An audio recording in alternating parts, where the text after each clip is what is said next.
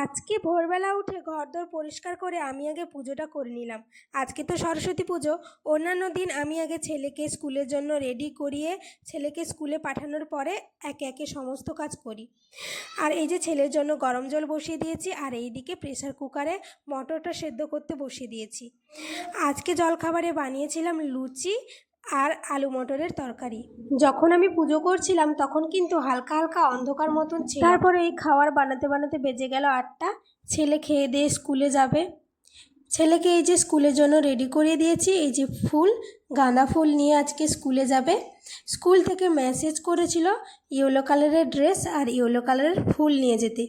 তো সেই জন্য এই যে দেখতেই পাচ্ছেন সবাই ইয়েলো কালারের ড্রেস পরে আজকে স্কুলে যায়। ছেলেকে ছেড়ে দিয়ে এসে জলখাবার খেয়ে আবার রান্নাঘরে চলে এলাম, কারণ রান্না করতে হবে। বর তো খেয়ে দিয়ে যাবে ডিউটিতে 12টার দিকে, আর জলখাবারে তো লুচি আর ঘুগনি খাওয়া হয়েছিল। তো সেই জন্য আমার হাজব্যান্ডই বললো দুপুরে আজকে একটাই তরকারি রান্না করো, কারণ অতটা তো খিদেও নেই, বাধ্য খেয়ে তো যেতেই হবে। তো সেই জন্যই আমিও ভাবলাম যে না ঠিক আছে, একটাই তরকারি রান্না করি।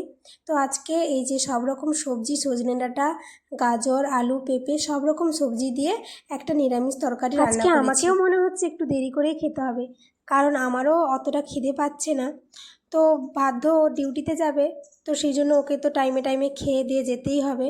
আর এই যে আমি রান্নাটা করে নিয়েছি। ছেলের স্কুল থেকে আসার সময় হয়ে গেল, এবার আমাকে যেতে হবে নিচে ছেলেকে আনতে।